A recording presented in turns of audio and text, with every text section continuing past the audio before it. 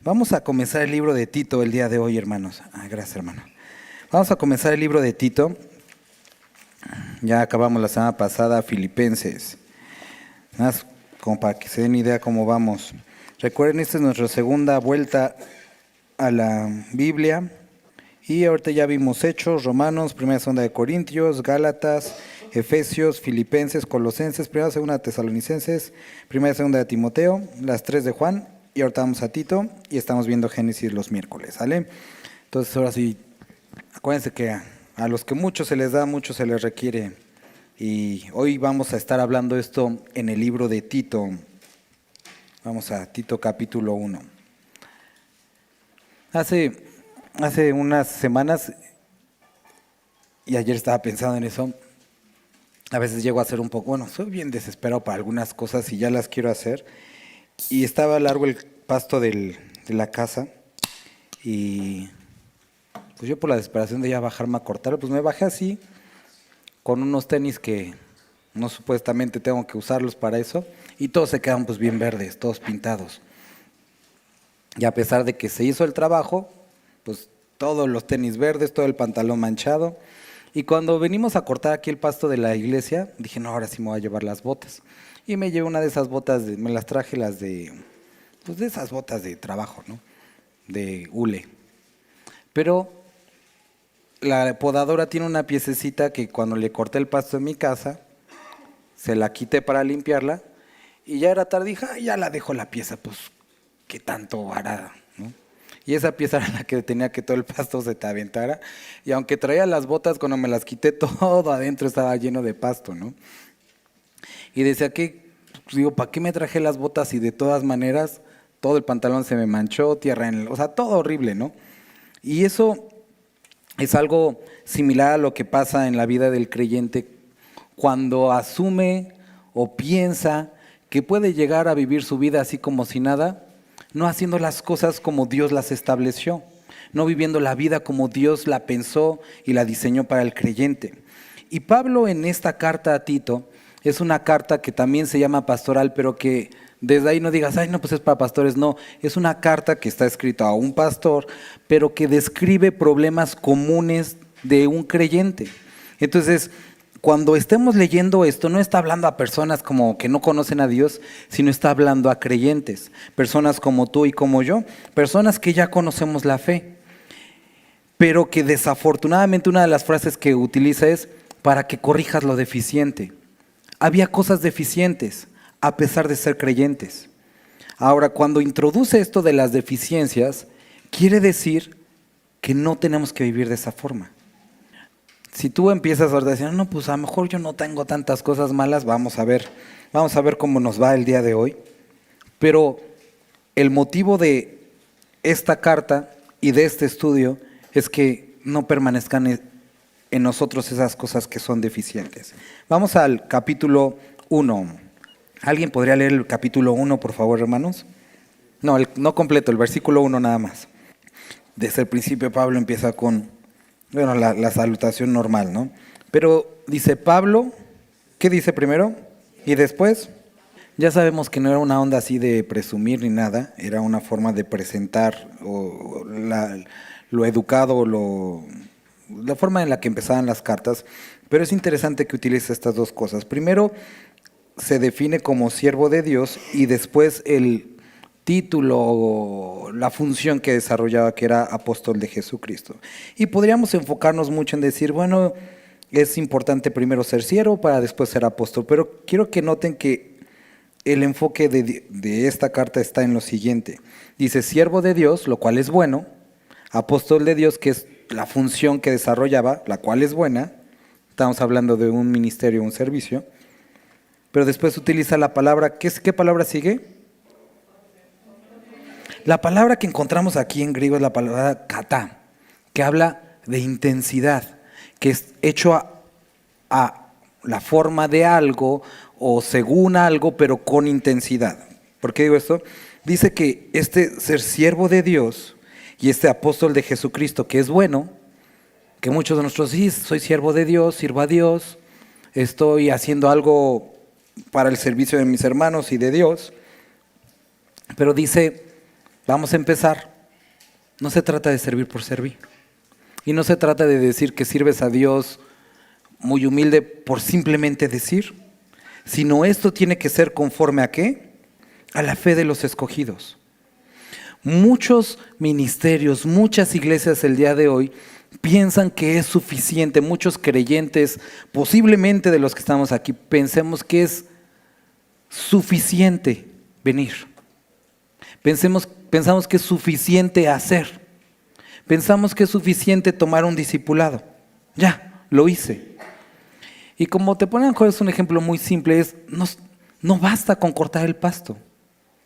Si no hay ciertas cosas, por ejemplo, lo que siempre peleo con mi esposa, más bien ella conmigo, que corto el pasto y dejo el pasto tirado. Y entonces se ve igual, o sea, cortadito, pero con los montones de pasto. No es simplemente eso. Y cuando hablamos de la vida de Dios, la vida que ahora nos da en Cristo Jesús, esta tiene que ser conforme a la fe que Él describe que debemos de vivir. Ahora, ¿cómo es aumentada nuestra fe? Por el oír la palabra de Dios, es lo que dice el libro de Romanos. Entonces, el servicio y el apostolado que Pablo daba, dice, es conforme, se ve como esto. ¿Quién ha probado McDonald's fuera del estado de Puebla? Vientos. ¿Y sabe igual? ¿Sabe igual, hermanos? Más o menos sabe igual. ¿Pero el restaurante se ve igual? Mismos colores, mismas servilletas. Tiene un concepto, ¿no? Si vas a otro país, en teoría sabe igual. No, en teoría. Digo, en teoría debería saber igual porque son los mismos ingredientes. A lo que quiero ir es que al ser una franquicia, tratan de estandarizar procesos, colores, servicio y cosas como esas. Nosotros no somos una franquicia, pero el cristianismo debería verse igual en todas partes, porque tenemos un mismo Padre, una misma Biblia, pero se ve igual. Tristemente a veces ni siquiera se ve igual de una familia a otra en esta misma congregación, y eso es raro. Muchas veces le echamos la culpa, es que la madurez, pero tenemos el mismo Padre, el mismo Espíritu Santo, la misma fe. Y esto es lo que Pablo está iniciando aquí diciendo, que el ser siervo de Dios y el ser apóstol de Jesucristo debe de ser conforme a la fe. No puedes actuar conforme a otros principios que no son la fe, ni otros intereses. No solo la fe, sino ¿qué sigue después? El conocimiento de la verdad. Cuando habla del conocimiento, ¿a qué se refiere? No. Conocimiento es algo que tú adquieres, bueno, la palabra en general es como una adquisición de cierto conocimiento. Por eso dice conocimiento. Cuando dice la verdad, está hablando de la palabra de Dios. ¿Para qué les doy vueltas? Lo que quiero decir es lo siguiente, lo que dice la palabra de Dios es aquí lo siguiente. No solamente es de acuerdo a la fe, sino conocimiento habla de una verdad practicada de la verdad. Un conjunto de actitudes, actividades que la palabra de Dios modificó en tu vida. Entonces, el ser siervo de Dios y el ser apóstol de Jesucristo es el ser creyente, y lo que haces para Dios debe de estar regido por la fe. Y no solamente por la fe, sino la verdad práctica de Dios en tu vida. El resultado de estar expuesto a la palabra. Así debe de verse tanto el servicio como el ministerio. Y llegamos a la otra palabra, que no deben de ser algo teórico, sino dice que es según la piedad, ese conjunto de actos que recuerdan a Dios. Entonces había cosas deficientes en Creta. ¿Cuáles eran? Y ahora, bueno, ahorita las vamos a ver, pero Pablo empieza diciendo esto. Posiblemente ni el servicio a Dios ni en el ministerio se parecían mucho a la fe. ¿Cómo se ve esto? Recuerden esta historia que no hemos hablado en otras veces que vienen en los distintivos, ¿no? Cuando el pastor Chuck empezó con los hippies y unos se infartaron porque entraban con los pies llenos de mugre y estaban ensuciando la alfombra. Y entonces es que la alfombra se ensucia. Y ven que los gringos son meticulosos con aspirar y todo eso, ¿no? Y el pastor Chuck dice, fácil, quitamos la alfombra y se resuelve el problema. Porque no son más importantes las instalaciones que las personas. Porque eso no es la fe. No venimos a construir locales o edificar edificios. Venimos, ¿cuál es la función de la iglesia, hermanos? Vamos a empezar. ¿Cuál es la función de la iglesia? Somos un grupo de personas que tenemos un propósito, que es predicar el evangelio y hacer discípulos. Esto, lo que estamos haciendo es edificarnos unos a otros, discipulándonos para después ir por más personas que necesitan a Dios. Compartirles, volverlos a edificar, perseverar en oración, en la comunión unos con otros, el partimiento del pan, en la doctrina. Nunca el propósito de la iglesia fue construir edificios, nunca fue adquirir instrumentos, sillas cada vez más cómodas, espacio de estacionamiento, baños para niños, nunca fue ese el propósito. Nada de eso está mal, pero podemos llegar a confundir el propósito por no permanecer en la fe, por no estar apegados a la verdad y por no caminar según la piedad. Y no solamente eso, versículo 2, ¿lo puede leer alguien? ¿Cuándo viene Cristo? Hoy. Y si no, mañana. Pero esa es la convicción que tenemos como creyentes. Entonces, esa convicción de que hoy puede ser el día, debería de dirigir la agenda y la función de la iglesia. Cuando la iglesia elabora planes, proyectos separados de la realidad de la eternidad inminente, no está haciéndolo conforme a la esperanza de la vida eterna. Entonces quiero que veamos estas cosas. Primero nos habla de la fe que una vez, que Judas dice, quiero que combatan por la fe que alguna vez les fue dada. La fe, la verdad. Todo esto debe de verse reflejado en acciones. Y esas acciones deben de estar encaminadas a la eternidad. 4 cosas con las cuales Pablo está empezando y que me gustaría que puedan tener en mente mientras desarrollamos o leemos esto. Versículo 3. Y a su debido tiempo manifestó su palabra por medio de la predicación que me fue encomendada por mandato de Dios, nuestro Salvador. Y entonces aquí habla una de las herramientas. Subráyenlo. Versículo 4. Esta carta está dirigida a Tito, verdadero hijo en la común fe. Gracia, misericordia, paz de Dios, Padre y del Señor Jesucristo, nuestro Salvador.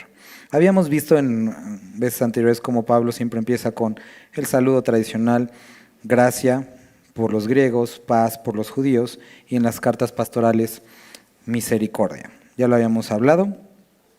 Y después, algo que en lo que estaba el día de hoy, ayer reflexionando, dice, ¿y paz de qué? ¿Has notado que en las cartas de Pablo generalmente dice paz del Hijo o del Padre, pero nunca menciona al Espíritu Santo en la introducción? A lo mejor dice, bueno, ¿y eso qué tiene que ver? Fíjate que aquí dice misericordia y paz de Dios y Padre del Señor Jesucristo, nuestro Salvador. ¿Cuál es la función del Espíritu Santo? Convencernos de justicia, juicio y pecado. ¿Pero qué otra? Hablarnos toda verdad. ¿Y hablarnos de quién? De Cristo. El Espíritu Santo no habla de sí mismo, habla de Cristo.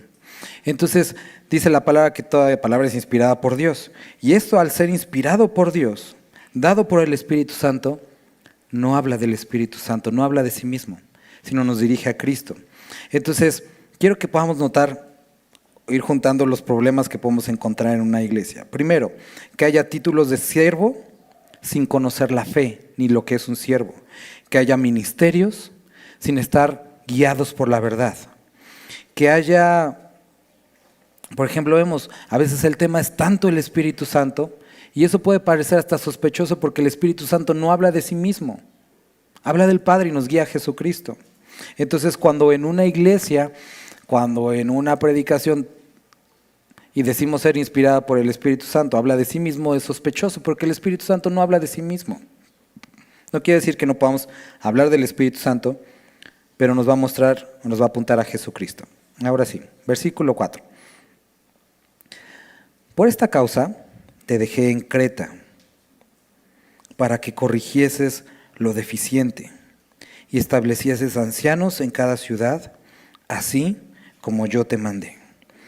Pablo había llegado a este lugar y había dejado a Tito, lo mencionó uno de mis hijos en la fe, en ese lugar con un propósito. ¿Cuál era? Corregir lo deficiente. Eran creyentes, amaban a Dios, pero había cosas deficientes en ellos. Y cuando vemos la palabra corregir, eso es lo que tenía que hacer. Las deficiencias se tienen que corregir. Vamos a Isaías 40 y... déjenme ver. 58.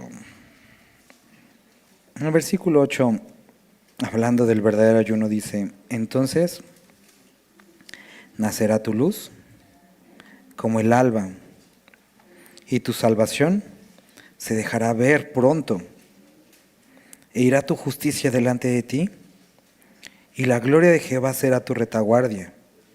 Entonces invocarás, y te oirá Jehová, clamarás, y dirá él: heme aquí. Si quitares de medio de ti el yugo, el dedo amenazador, el hablar vanidad, y si dieres tu pan al hambriento. El profeta aquí está describiendo el resultado de matar a la carne y perseverar en el espíritu.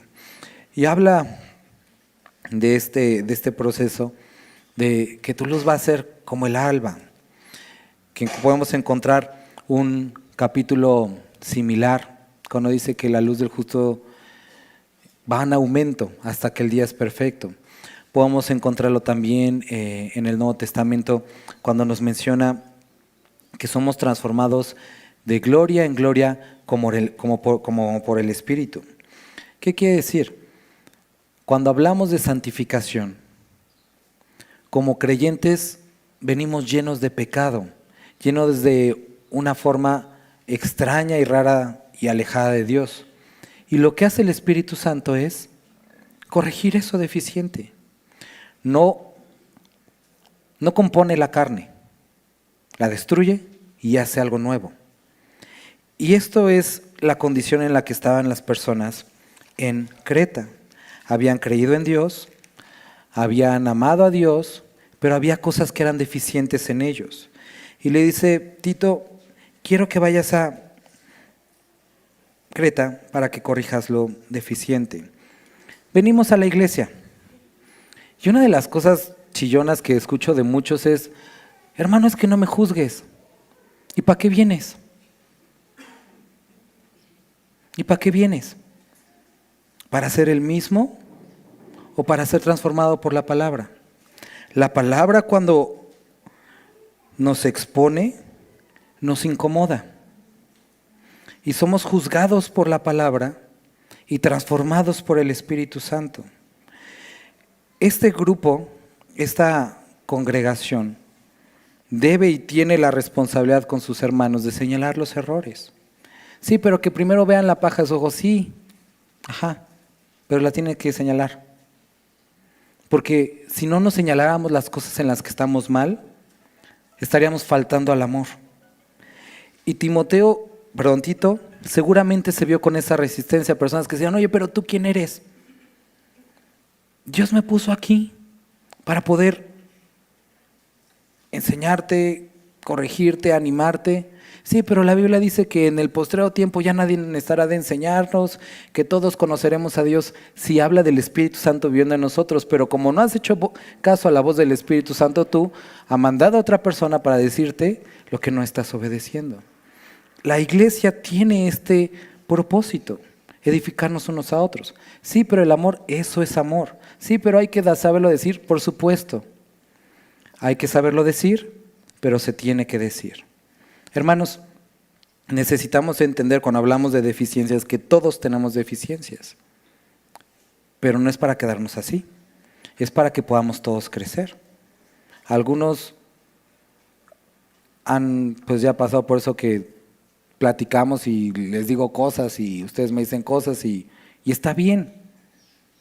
Eso es lo que describe el libro también de Proverbios cuando dice, así como el hierro aguza otro pedazo de hierro, un hombre se afila con otro hombre. Y para eso estamos aquí, para afilarnos y para crecer, para corregir lo deficiente. ¿Sí?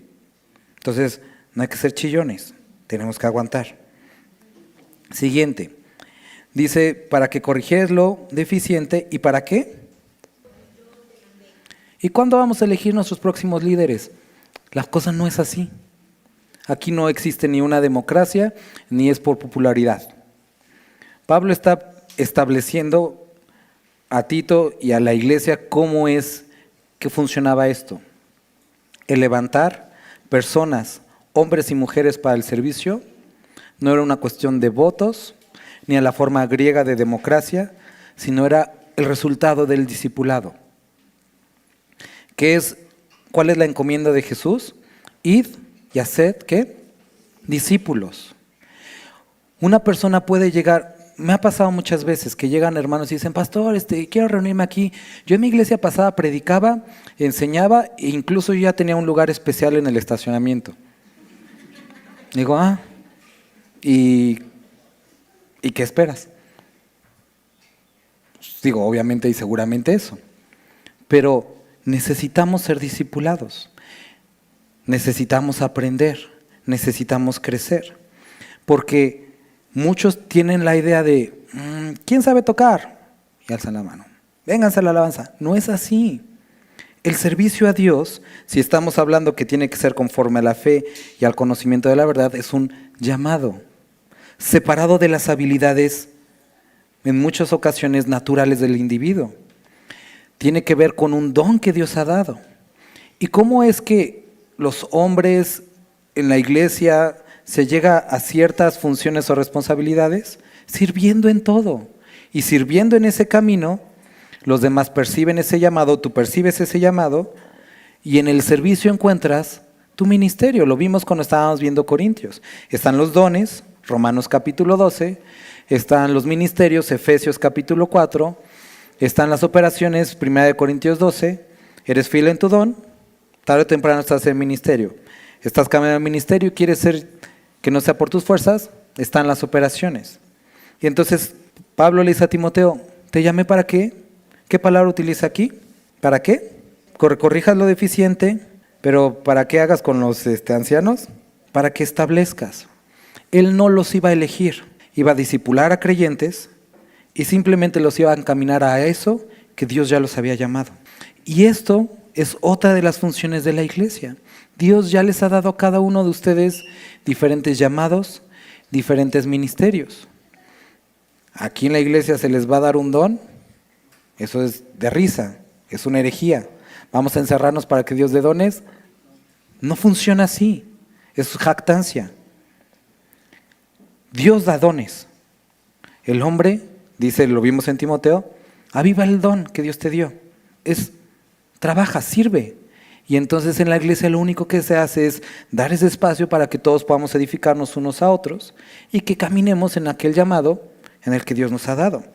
Nosotros también leíamos, considera el ejemplo de tus pastores. Evalúa, checa cuál es el resultado de su fe e imítala. Entonces tú ves a personas que ya tienen cierto camino en Dios, ves el resultado de su fe y ahora puedes imitar una enseñanza, un discipulado. Entonces Pablo le pide a Tito, que haga eso, que establezca ancianos. Entonces, no es una carrera como la magisterial, que si te unes al sindicato adecuado puedes llegar a un buen puesto. Si vas con el pastor, si le ayudas a lavar su moto, no es así.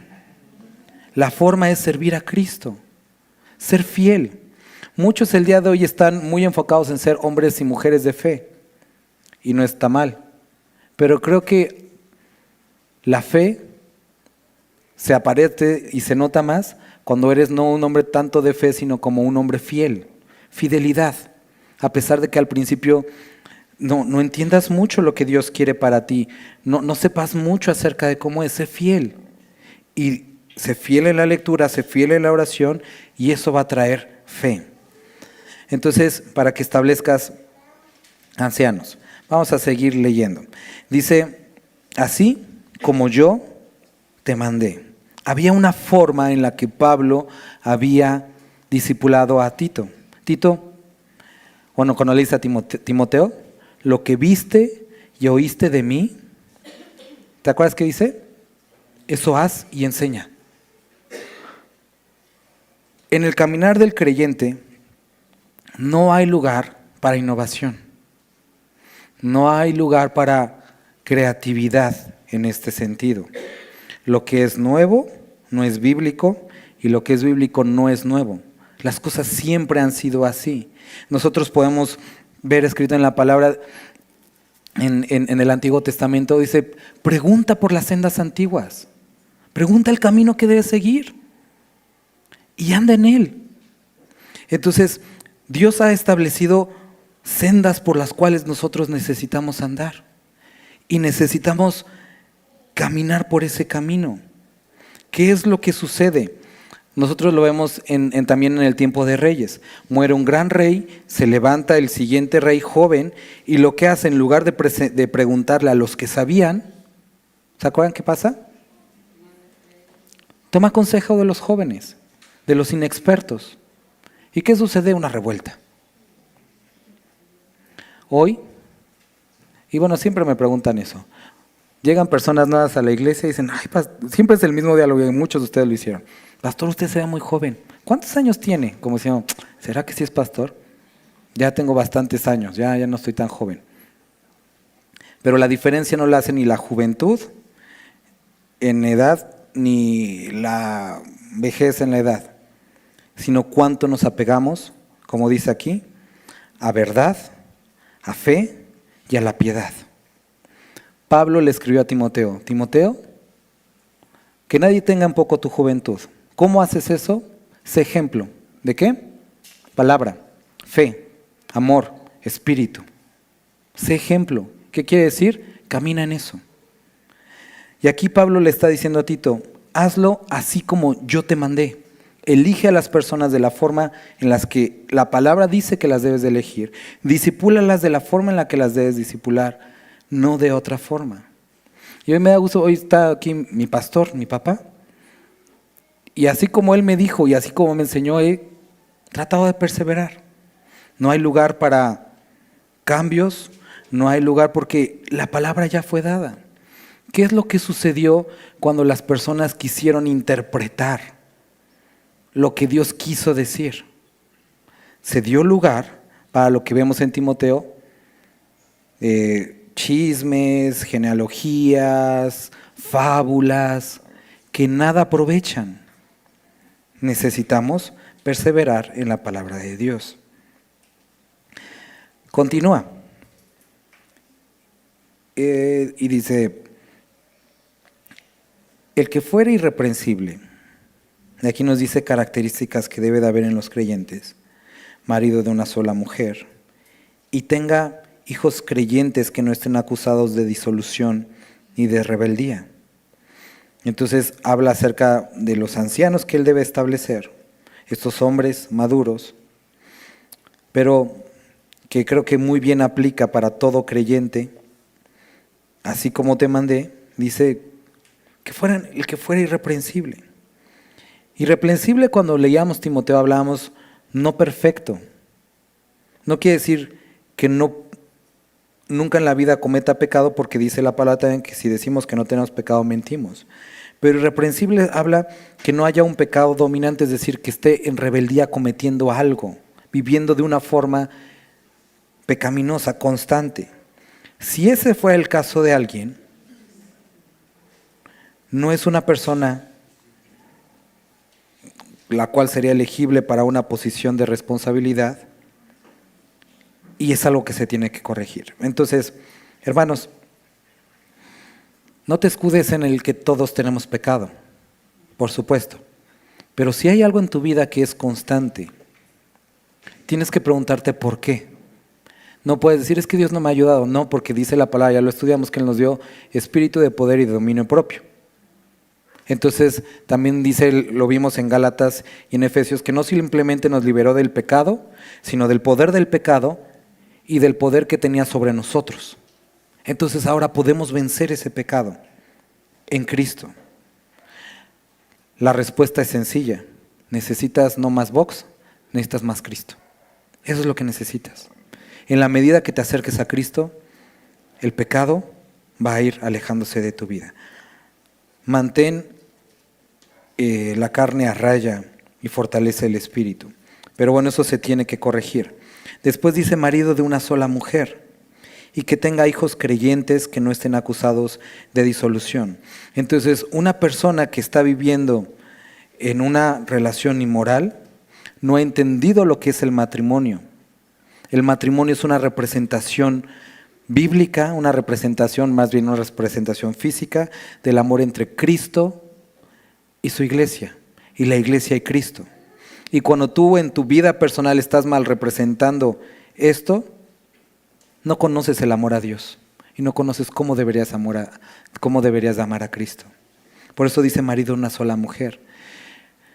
Hermanos casados, si tú en tu vida matrimonial estás deshonrando a tu esposo, deshonrando a tu esposa, claro, estás deshonrando a Dios y estás quebrantando el principio del amor de Cristo a la iglesia y de la iglesia a Cristo. Tienes que corregir lo deficiente. Después, y que tenga hijos creyentes, que no estén acusados de disolución ni de rebeldía. Entonces dice hijos creyentes, y no solamente creyentes, sino que no haya en ellos esta acusación, rebeldía o disolución, que sean de esos como pendencieros, medio peleoneros y todo eso. Entonces, describe que el liderazgo de una persona no se ve o no se evalúa cuando se para en el púlpito, sino en las pequeñas cosas que posee y en las pequeñas cosas en las que está involucrado y en su vida familiar. Si tú no puedes cuidar a un pez, no vas a poder cuidar a un conejo, y si no puedes cuidar a un conejo, no puedes cuidar a un perro.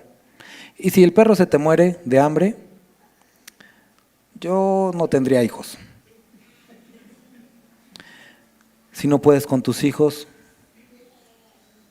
¿cómo podrás tener a cargo hermanos? Y eso es lo que está describiendo, el que no es fiel en lo poco. ¿Cómo puede ser puesto en lo mucho? ¿Cómo puede ser puesto en lo mucho? Entonces, Pablo está diciendo, esto no está diciendo que esto sea un impedimento, sino que es un orden en el cual se debe de actuar. Necesitas ser responsable con las actividades diarias antes de pensar en una responsabilidad mayor. Que tengan hijos creyentes, que no evangelicen al mundo, pero que descuiden a la familia. Y que no estén acusados, dice, de disolución, que anden de pendencieros ni de rebeldía. Rebeldía es un pecado constante. Versículo 7. Dice, porque es necesario que el obispo sea irreprensible como administrador de Dios, no soberbio, no iracundo, no dado al vino. Entonces dice que es importante No solamente que sea irreprensible en su vida personal, sino en la forma que administra lo relacionado con Dios, la función que Dios le ha dado. Y queridos hermanos, tenemos también que entender que cuando estamos sirviendo en la iglesia, es un rollo. Cuando pones a alguien, después le tienes que decir, hermano, ¿sabes qué? Mejor ya no lo hagas. Porque, no, ya se van de la iglesia, ya se sienten. Pero tenemos que estar abiertos a eso. Puede ser que no lo estemos haciendo bien. Puede ser que el problema sea que no entendiste, que no supiste cómo se hacía, o que tenías rollos personales y que no lo hiciste bien. Ya a todos puede pasarnos. Pero ¿sabes qué? Como son las cosas relacionadas con el servicio a Dios, no puedes ser irresponsable y decir, pues poco a poco. No. Hazte un lado, que alguien lo haga, discipúlate, crece, madura en el Señor y después vuélvete a involucrar. Sean sinceros. ¿Quiénes de aquí, si estuvieran o si están en un ministerio, y yo les digo, hermano, yo no lo vas a hacer, se sentirían? Ay, ahora resulta que ya son muy... A ver si es cierto, vamos a ver. Por supuesto que sentiríamos feo, pero tenemos que estar abiertos a eso, porque no se trata de nuestra realización personal, se trata del servicio a Dios. Y cuando leíamos Corintios, nos describía que es importante, dice, procurad los dones mejores. Y decíamos que la palabra hace referencia a los que más edifican. Y muchas veces, o probablemente, no seamos nosotros los que se necesitan en ese momento para edificar a los demás. Y si no es el caso, necesitamos aprender a hacernos a un lado para que sea Cristo el que brille y que los demás sean edificados. Probablemente tú le has compartido mucho a una persona y de repente viene un cuate normal así, le dice 3, 4 palabras y ya se convierte y dices, ¿qué onda? Estuve 5 meses. Pero no eras tú, como con quien Dios lo quería hacer. Entonces necesitamos entender esto, que debemos ser irreprensibles en la forma en la que nosotros servimos. Y si no es de esa forma, también tener la madurez para poder hacernos a un lado. O no esperar que nos quiten, sino decir, oye hermano, ¿sabes que la verdad no le ha agarrado la onda? ¿Cómo ves si me explicas que mientras lo haga alguien y ya después si se puede yo sirvo? Eso denotaría mucha madurez. Pero a veces somos muy arrebatados y creemos, hermano, el propósito es edificar a la iglesia, predicar a Cristo, que Él sea glorificado. Si no eres tú el indicado, hazte un lado. Después, que sea irreprensible. Ay, que tengo tantas rayas aquí que ya no veo dónde nos quedamos. Así, como administrador de Dios. Dice, no soberbio, no iracundo. Y si por servir ya quieres que te pongamos tu póster en la Federal o en la autopista de Atlisco con tus manos alzaditas y poner siervo de Dios, estás mal.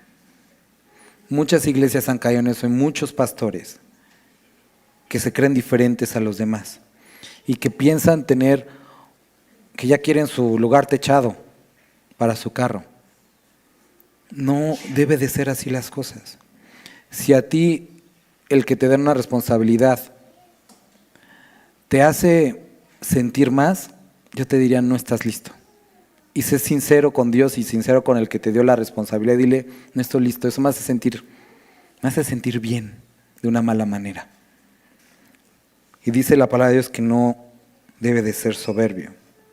Hermanos, leíamos el libro de Hechos y veíamos el caso de Felipe cuando llega a cierto lugar y está este hombre que le gustó mucho todo lo relacionado con el espíritu y cómo había sanidades y todo eso, y se pegó a Felipe. Y ahí andaba con Felipe, casi su mano derecha. Llega Pedro, llegan los discípulos y este cuate quiere comprar el don de dar el Espíritu Santo. Y Pedro le dice, tú estás en obscuridad.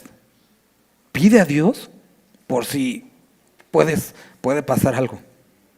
Felipe era un hombre que amaba a Dios, pero se le fue la onda y no pudo entender exactamente la condición en la que está este cuate. A Pablo le volvió a pasar con Demas. A cualquiera nos puede pasar. Y hay ocasiones en las que a lo mejor en la iglesia podemos delegar cierta responsabilidad y me puedo equivocar. ¿Qué se necesita? Ya me lo bailé, ni cuenta ese día cómo andan mis hijos. No. Necesitamos ser responsables como creyentes, decir, hermanos, la verdad no estoy listo. Gracias por el privilegio, pero no estoy listo. O decir, ¿saben qué? Quiero servir, pero enséñeme cómo. No esperes también a que te digan, pues es que no me han dicho nada. Hermanos, hay un chorro de cosas que hacer. Muchas formas de servir. El levantar la mano y decir, yo quiero ser, no sé, pastor. No es intimidante para mí. Es bueno. Vamos a discipularte. Yo quiero hacer esto. Vamos a discipular. Pero necesitas desearlo. Pero también si hay algo, por ejemplo, como esto, soberbia, di, hermano, tengo problema con esto. Oren por mí y denme un tiempo y si no me pongo a hacer otra cosa porque me está afectando. Porque dice la palabra no soberbio. Muchas veces queremos depositar la responsabilidad de esto al que es pastor, pero la responsabilidad la tenemos todos nosotros. ¿Por qué? Porque somos un cuerpo y muchos de los de aquí son maduros o deberían ser maduros. Ahorita leímos todos los versículos, todos los libros que ya hemos leído y no me digan que son niños y que siguen necesitando la leche espiritual. No, ya deben de ser maduros. Y si hay cosas que ustedes se den cuenta que no están bien, necesitan hablarlas. Entonces, no soberbio, no iracundo. Es decir, que no sea una persona que fácilmente se enoja. Estamos leyendo entre semana Éxodo. Y recuerden que los mandamientos no son únicamente una forma externa, sino tiene que ver con el corazón. Y la ira puede ser una persona bastante hábil para ocultarla. Pero eso no es el asunto. El asunto es el del corazón. Y con tu sonrisa puedes estar agradando a todos, pero en tu corazón matándolos. No iracundo, dice. A propósito, si tú dices hoy tengo algún problema con algún hermano, arréglalo terminando la reunión. Porque las personas que servimos a Dios no debemos ser iracundos. No debemos de llegar o de hacer cosas producto de esas emociones, porque debemos ser guiados por el Espíritu, no viscerales. Después dice, no dado al vino, no pendenciero, y esta palabra me gustó porque a diferencia de como viene en Timoteo, dice no heridor, y no lo limita al herir físicamente, sino a cualquier tipo de herida. Y hay personas que jamás te van a dar un golpe, pero ¿cómo duelen las palabras que utilizan? Dice no un heridor. El propósito de las palabras de un creyente no es herir, debe ser edificar. Y si, porque puedes usar versículos, pero si tu propósito es herir, estás siendo pendenciero, como dice aquí, y así no se ven los hijos de Dios. Una de las cosas que me decía mi pastor, cuando predicas es alimentar al rebaño, no golpearlo. No es golpear al rebaño, es alimentarlo. Es hablar lo que dice la palabra. Y eso es lo que nosotros debemos de hacer cuando discipulamos, cuando hablamos a los demás, cuando los animamos. No es herir, es edificar.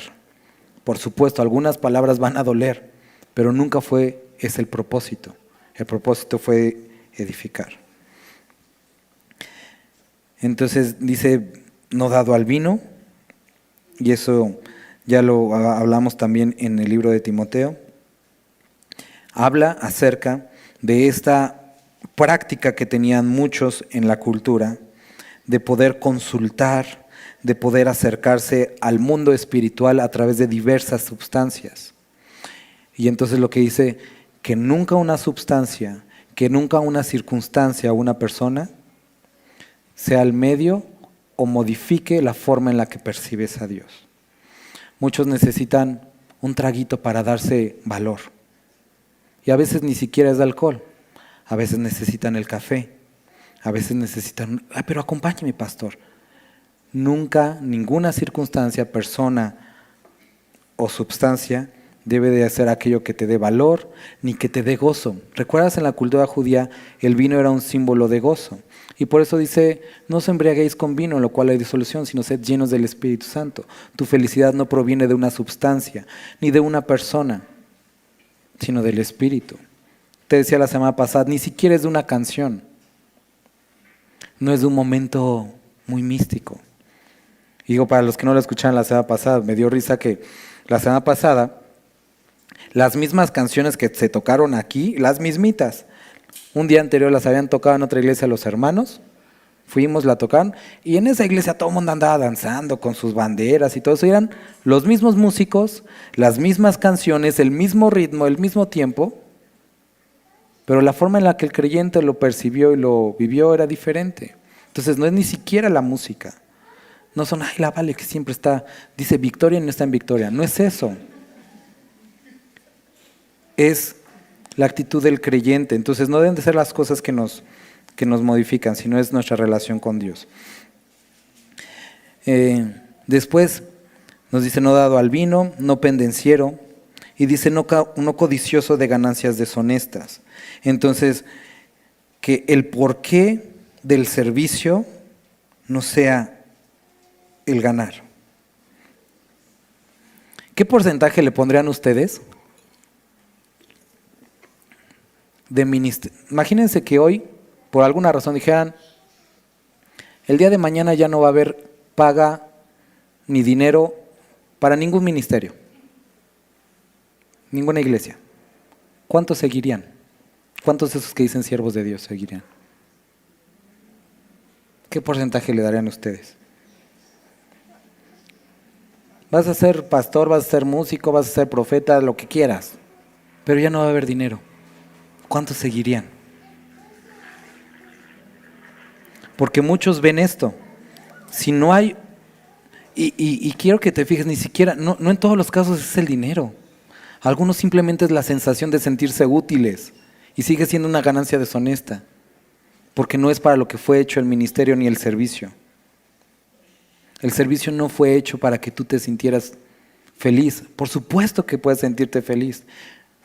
No fue hecho para que tuvieras dinero, pero por supuesto que puedes tener, pero eso no es el propósito. Pero muchos cuando se corta aquello para lo que ellos necesitan, ya no quiero servir porque los hermanos no me quieren. El servicio no es para que te quisieran. Que no sean codiciosos de ganancias deshonestas, porque en el camino, en la búsqueda de esa ganancia, son capaces de comprometerlo todo. En la búsqueda de tu codicia y tu ganancia deshonesta eres capaz de comprometerlo todo. La fe, la verdad y la piedad que estamos viendo al principio. Seguimos. Y dice, sino, ¿qué?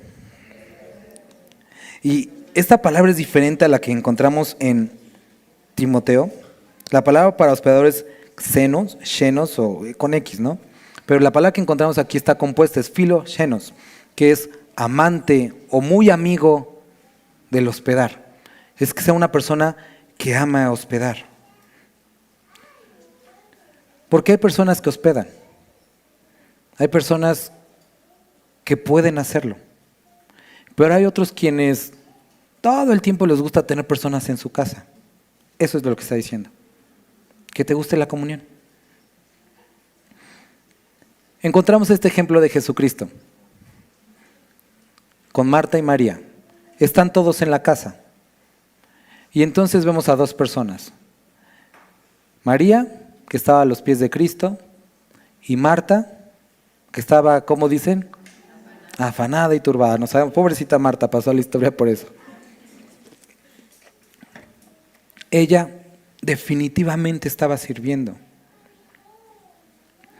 pero estaba poniendo un énfasis exagerado en cómo debería de verse su casa, cómo deberían de salir las cosas. No sé si has notado esto en la primera vez que vas a una casa o que invitas a una persona, que te esfuerzas mucho para que todo se vea perfecto y que, para impresionar pues, que se vea bien la casa. A que cuando una persona ha ido como 20 veces a tu casa, que dices, ay, pásale, nada más salta la cobija y nada se arrima para allá. Porque ya hay esa confianza que realmente lo que te enfocas no es impresionar ni que vean bien en la casa, sino simplemente el hecho de convivir. ¿Te has dado cuenta de eso? Es de lo que está hablando aquí. Eso es a lo que hace referencia el philoxenos. Es el amar la convivencia sin las poses de la preparación. Y es lo que nosotros vemos cuando está María y está Marta. Marta estaba preocupada y era bueno. Era bueno hacer la comida, era bueno arreglar, era bueno que el piso se viera limpio. Pero era mejor disfrutar a los invitados. Y no sé si te pasa que a veces te sientes mucho más cómodo cuando en una casa llegas y dices, no, pues ni siquiera limpiaron el piso. Entonces dices, da igual, o sea, ya no me preocupo porque mis zapatos vengan cochinos. Porque ya te enfocas en otras cosas, obviamente sin llegar a los extremos, ¿no? A lo que voy es que cuando no está esa barrera de la etiqueta y de la impresión y todo eso, disfrutas el hospedaje, disfrutas el hospedar. Y eso es a lo que se refiere esta palabra, que nos convirtamos en esas personas, que lo que buscamos al hospedar a las personas no es tanto el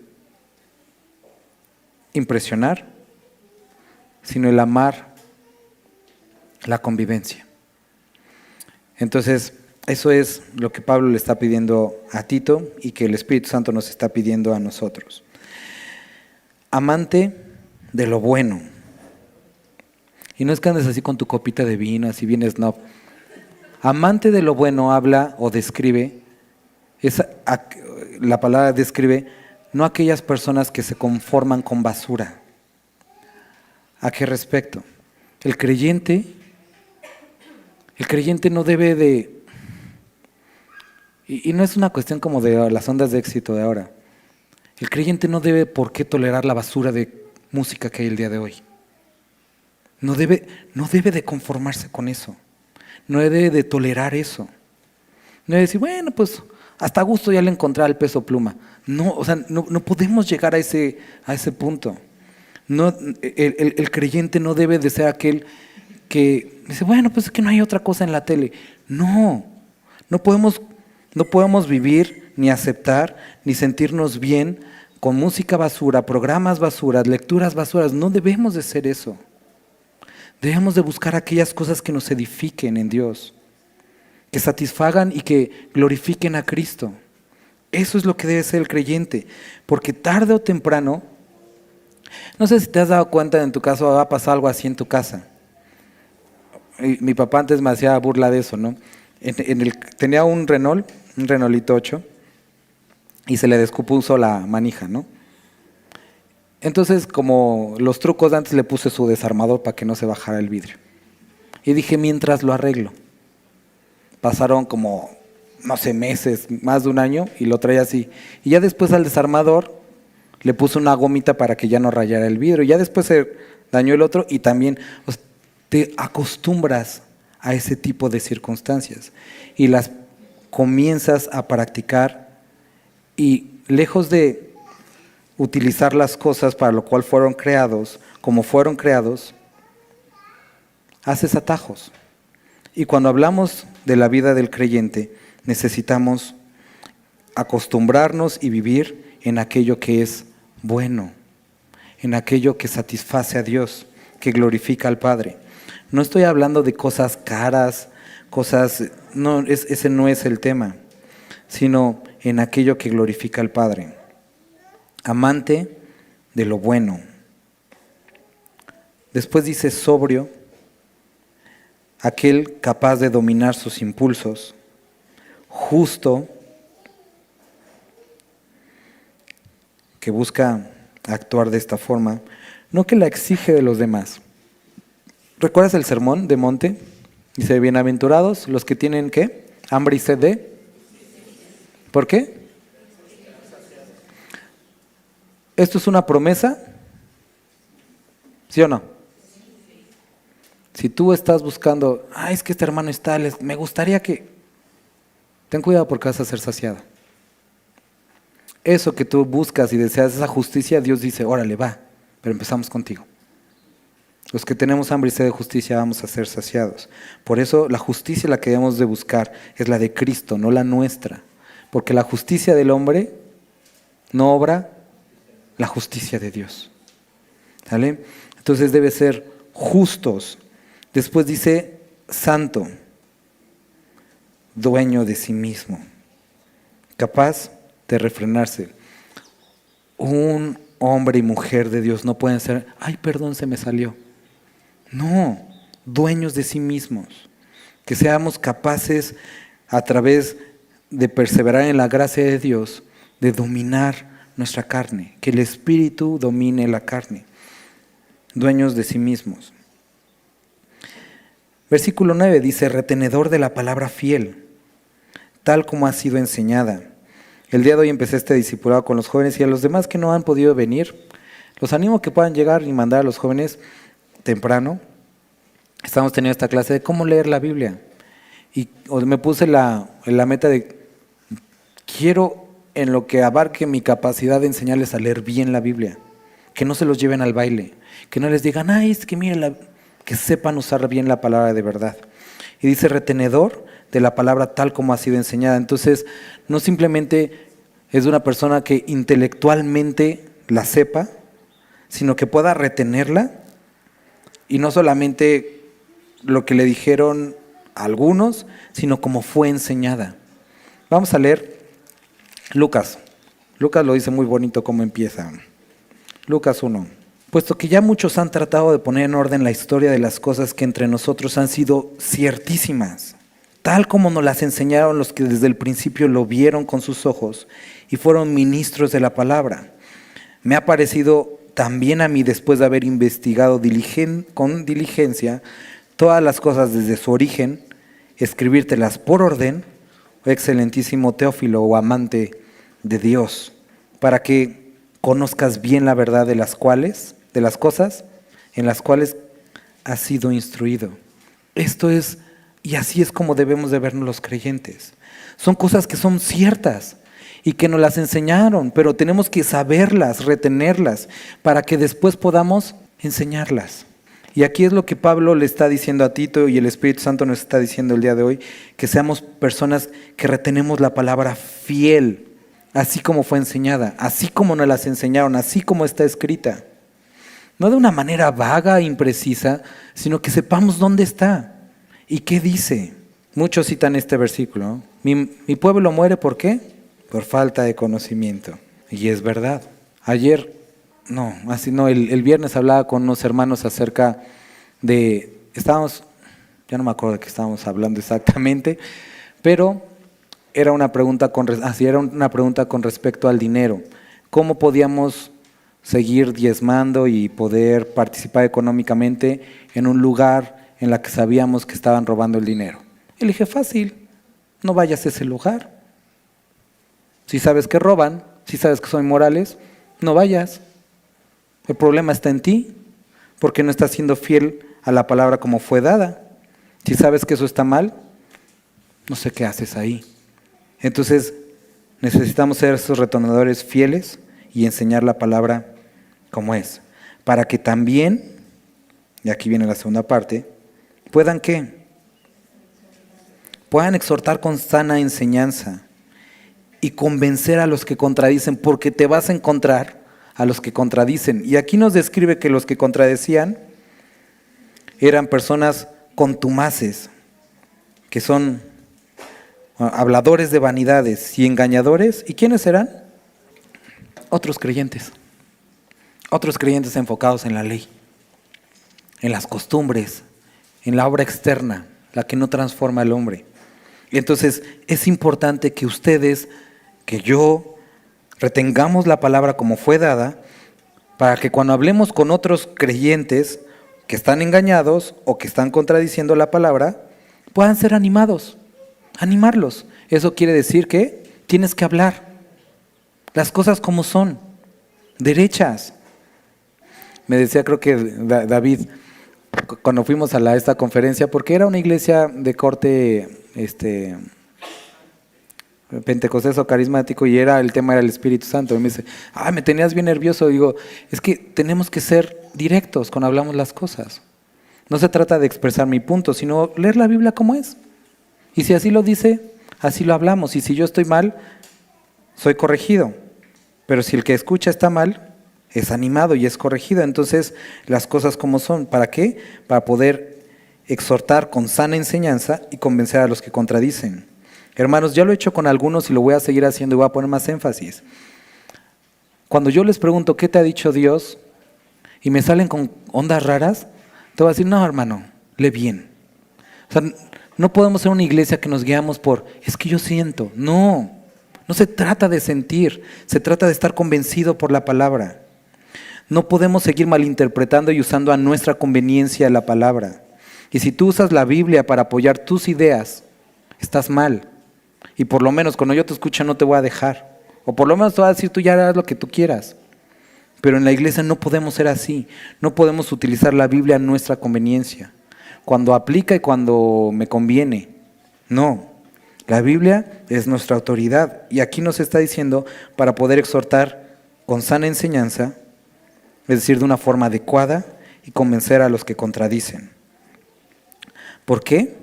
Porque hay muchos contumaces, y la palabra es insubordinados, desobedientes, rebeldes, habladores de vanidades, personas que tenían este conflicto con la libertad con la cual vivía Pablo y vivían las personas en Corinto y los querían convencer de que necesitaban circuncidarse. Y creo que estoy convencido que ya está bueno de, si conoces lo que es verdad, estar callando para que otros que ya tienen tiempo en el Evangelio no se sientan. No debemos de andar con pincitas con los hermanos. Cuando es la verdad, se dice, por supuesto, espíritu de mansedumbre, pero se dice las cosas. Es porque dice que era este grupo de personas insubordinadas a Dios, que hablaban vanidades y engañadores. Y dice mayormente los de la circuncisión. Versículo 11, ¿qué dice? A los cuales es necesario tapar la boca. Y si hay una persona que se describe, iba a decir que se identifica, pero eso ya es como una onda, que se identifica como cristiano, ¿no? Que se dice ser cristiano y habla contrario a lo que es la sana escritura, y tú lo escuchas, no te quedes callado. Habla. No es pelear, ya vimos, no pendenciero, con el propósito de edificar. Porque Pablo le dice, a estas personas es necesario taparles la boca. ¿Por qué? Porque lo que hacen es trastornar casas enteras y enseñan por ganancia deshonesta lo que no conviene. Esas ganancias que ya vimos. Puede ser dinero, puede ser reconocimiento, puede ser poder, pero al fin y al cabo es algo deshonesto y enseñan lo que no conviene y que no edifica. Y ten cuidado de no ser esto tú. Que no nos convirtamos en esto. En aquellos que por evitarnos problemas, que por no vernos bien, enseñamos y decimos cosas que no convienen. Uno de ellos, su propio profeta dijo, y se refiere a un filósofo Epímedes, dijo, los cretenses, siempre mentirosos, malas bestias, glotones, ociosos. Y dice Pablo, la neta sí es verdad. Por tanto, repréndelos duramente. ¿Para qué? Para que sean sanos en la fe. Entonces uno puede decir, ay Pablo, te pasaste con los de Creta. Porque cita a su propio profeta y dice que son mentirosos, malas bestias, glotones y ociosos. Y dice, es verdad, esos son. Entonces está hablando acerca, primero, de los que querían tener una responsabilidad. Y después se va con los de Creta y les pega duro a todos. ¿Por qué hace esto Pablo? Porque dice, ese tipo de liderazgo es muy común por cómo son, por de dónde vienen. Así son las personas en Creta de por sí. Y es verdad. Y entonces nosotros tenemos que ver cuál es uno de los grandes prejuicios para los poblanos. Y muchos van a decir, yo no soy poblano, pero vamos a estar en Puebla, ni modo. ¿Cuáles son los grandes prejuicios de los poblanos relacionados con la religión? Muchos, falsos. Es lo que siempre dicen. ¿Por qué? Porque van a la iglesia y salen y son otras personas. Y la verdad es cierto. Esa es una problemática. ¿Qué vamos a decir? Bueno, pues es que así son, compréndelos. No, Pablo dice, repréndelos duramente. ¿Por qué? Para que sean sanos en la fe. Hay muchas cosas que así son en nuestra cultura, como mexicanos, como poblanos o de donde quieras venir. Hay ciertos factores de origen, vamos a llamarlos. ¿Y qué? ¿Vas a chillar por eso toda tu vida? Es que sean mis papás. ¿Y qué? Necesitas cambiar. Ahora tienes un nuevo padre, uno que está en los cielos y él no te ha dado ese testimonio. Él no es así. Entonces, hay cosas que te marcaron por dónde naciste, cómo naciste, tu familia, los que no te quisieron, que los machistas, que los feministas, que el patriarcado, que el matriarcado. Ajá. Y corrige lo deficiente. No puedes vivir así, no puedes vivir la vida echándole la culpa a todos. ¿Qué es lo que necesitamos? Repréndelos duramente, que la palabra nos dé tan duro que nos haga reaccionar. Exponte a la palabra, exponte a otros creyentes. Necesitas congregarte lo más que puedas, porque estás expuesto constantemente al mundo. Y como mujer, como hombre, necesitas estar con otro grupo de creyentes que quieren también, que no somos perfectos, pero queremos ser transformados y que estamos buscando en el lugar correcto, que es la palabra. Repréndelos duramente. ¿Para qué? Sean sanos en la fe. Este es un proceso difícil. A mí ya me han tocado hermanos que me dicen de todo y que me hablan, no me hablan ¿y qué? Dios me puso aquí y los amo y les voy a seguir diciendo, porque para eso fui llamado. Necesitas estar abierto a que te digan tus verdades, porque ya no somos niños y porque el tiempo es corto y porque necesitamos caminar en la fe y porque necesitamos caminar en verdad y nuestras obras deben ser de piedad. Permite que Dios use el medio que Él quiera usar para que te reprenda duramente y que seas sano en la fe. Y dice, no atiendas a fábulas judaicas ni a mandamientos de hombres que se apartan de la verdad. Entonces, sí, hay costumbres, hay liturgias, hay prácticas de una iglesia a otra, las cuales son interesantes. Pero si quieres ser transformado, eso no funciona. Eso no sirve, deja de buscar ahí. Estaba leyendo esta historia, ya casi vamos a acabar, hermanos. Estaba leyendo esta historia y me hizo bien chistosa de un empresario norteamericano. Fue un empresario muy famoso y que hizo bastante dinero, pero él se empezó a interesar por cierto tipo de arte. Entonces empezó a comprar mucho arte bastante caro y compró una bodega para ir guardando el arte, ¿no? Para ir a admirarlo. Entonces le platicaron acerca de una escultura en particular, ahorita se me olvidó cómo se llama, pero le platicaron de esa escultura y él dijo, y le enseñaron un dibujo, dijo, yo la quiero. Entonces pidió que se la pudieran conseguir y no la encontraban. Y le dijeron, ¿sabes qué? Es que no la encontramos. Y dijo, formó un equipo de 30 personas, curadores, expertos en arte, y dijo, no importa el dinero que tome, no importa las personas que se necesiten, quiero esta obra de arte. Pasaron 6 meses y después de 6 meses se la consiguieron. Y le dicen, por fin la conseguimos.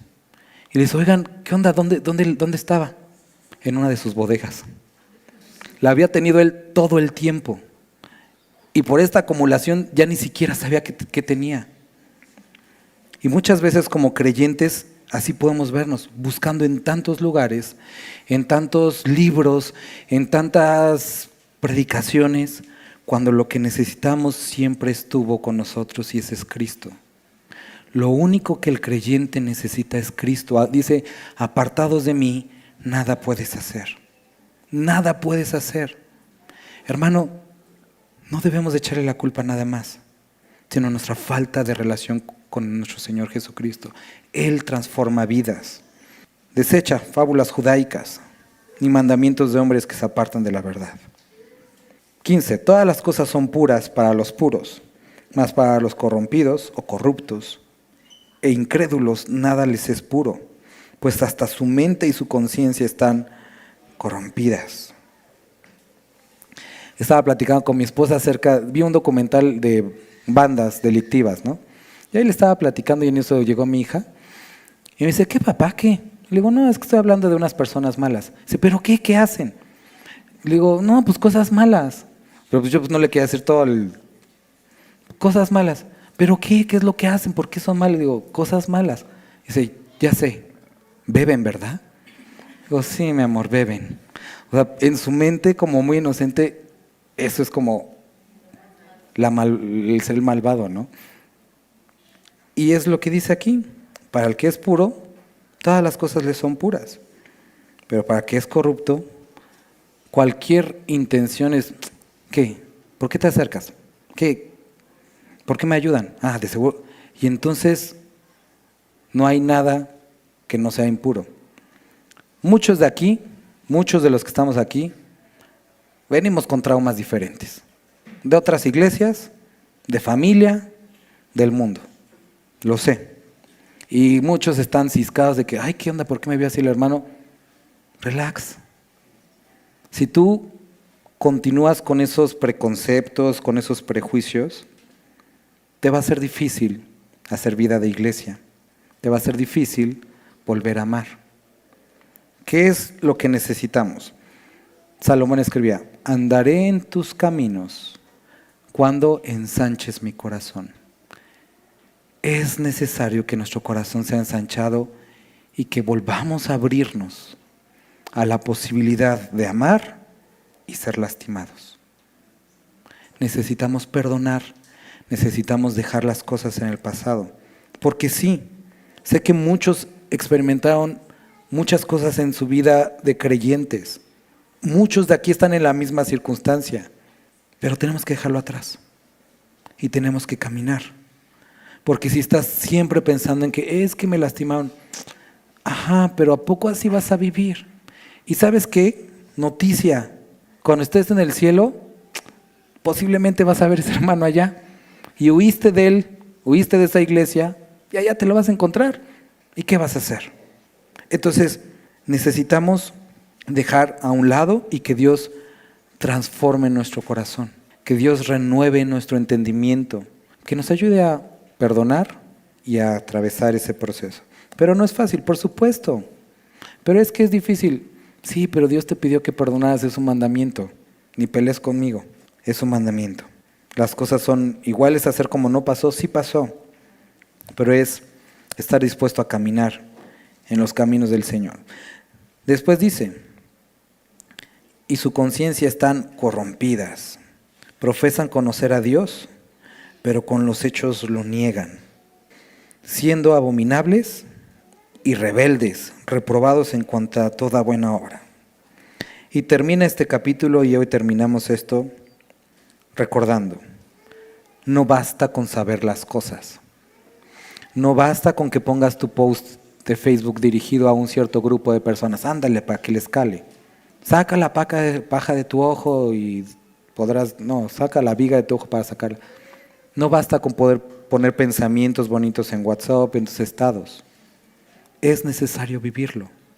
Y aquí vemos a un grupo de personas que profesaban, decían conocer a Dios y que seguramente se sentían más espirituales que los demás por la cantidad de versículos que podían citar, por la cantidad de libros, de rollos que tenían en sus casas, por la vestimenta que tenían, porque se habían circuncidado, por esto y por otro.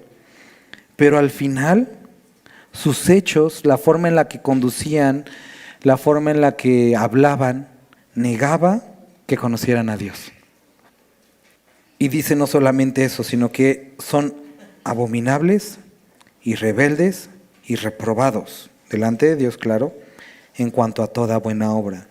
Hermanos, qué bueno que sepas. Ahora hazlo, porque si no has quebrantado uno de los principios básicos del por qué estudiar la palabra, que es el ser hacedores de la palabra, no tan solo oidores olvidadizos. Necesitamos hacer lo que estamos leyendo para no caer en esta condición. La jactancia intelectual es muy peligrosa, porque yo he encontrado con pastores, me pasa bastante seguido, más porque soy fachoso, que llegan junto a mí, están ahí platicando y con su Biblia así aquí en el brazo, su trajecito, su peinado súper bien y viéndote hacia abajo, ¿no?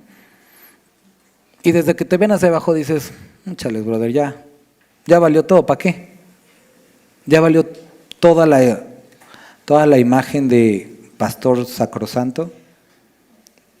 porque estás haciendo menos y estás olvidando, no tengas un concepto más alto de ti que el que deberías de tener. Entonces, no se trata de la imagen espiritual o de las palabras, sino de vivir la palabra. Que Dios corrija lo deficiente en nuestro corazón. Vamos a orar. Padre, gracias te damos por este día que pudimos pasar estudiando tu palabra. Dios, gracias por poder estudiar, por poder convivir juntos, Dios, por poder cantarte juntos. Padre, queremos rogarte el día de hoy por todos nuestros hermanos que están enfermos. Rogamos, Dios, deseando y poniendo delante de ti su salud y pidiéndote que puedas sanarlos, Dios. Padre, que tengan paz, que proveas de lo necesario, Padre. También queremos rogarte por la paz de Israel. Queremos suplicarte, Dios, por tu pueblo. Y Padre, quiero rogarte por que esta palabra pueda incomodarnos y llevarnos al cambio. Bendito eres, Dios. Amén.